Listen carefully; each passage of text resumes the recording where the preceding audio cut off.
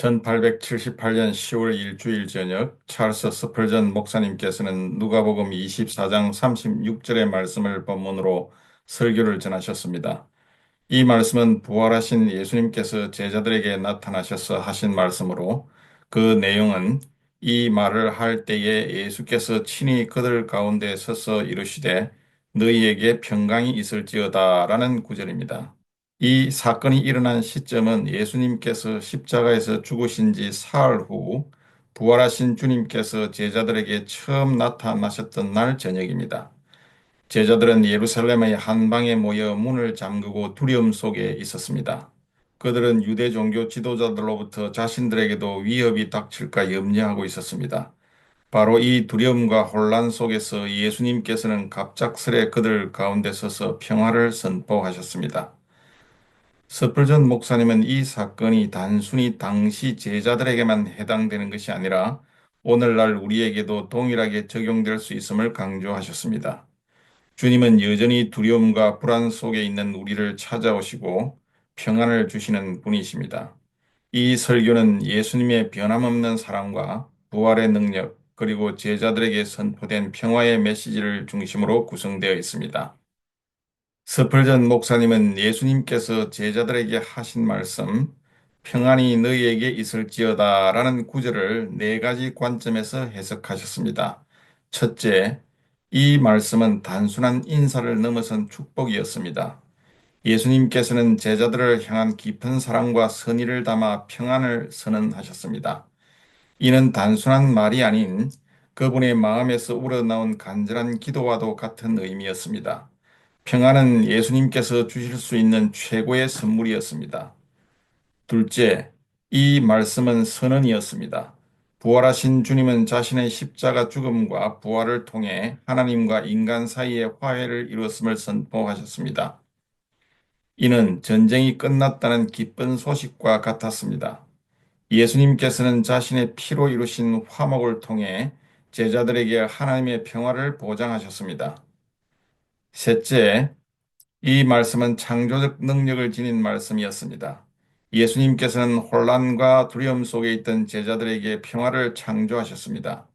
그분은 말씀 한마디로 세상을 창조하셨듯 평안이 있을지어다 라는 말씀으로 제자들의 마음을 고요하게 하셨습니다. 넷째, 이 말씀은 용서와 화해의 메시지였습니다. 제자들은 예수님을 배신하고 떠났지만 예수님은 그들을 책망하지 않으셨습니다. 오히려 평안이라는 말씀으로 그들의 과오를 덮고 변함없는 사랑을 전하셨습니다.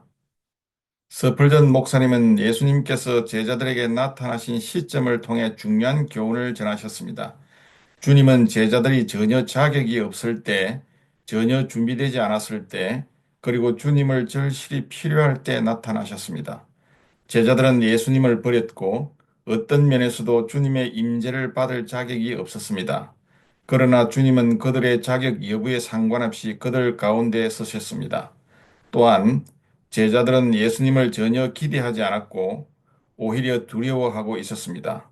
하지만 주님은 그들의 두려움과 혼란을 잠재우기 위해 그들 곁으로 다가오셨습니다.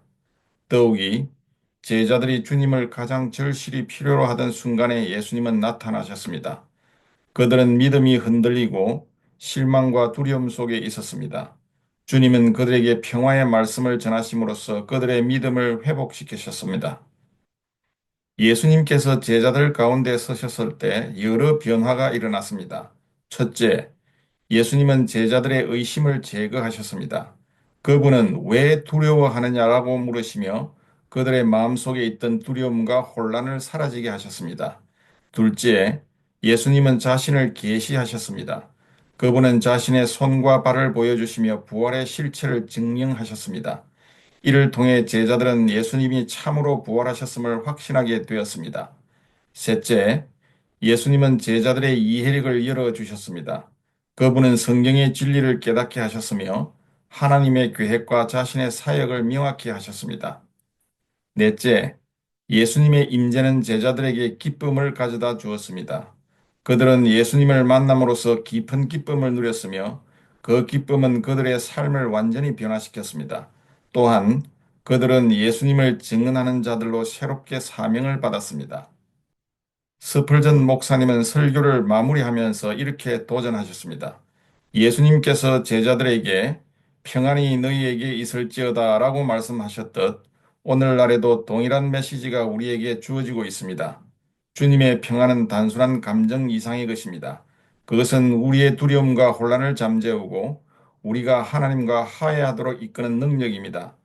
오늘 이 메시지를 통해 우리 모두가 예수님의 평안을 경험하고 그분의 임재를 삶 속에서 느낄 수 있기를 소망합니다. 평안이 너희에게 있을지어다. 아멘.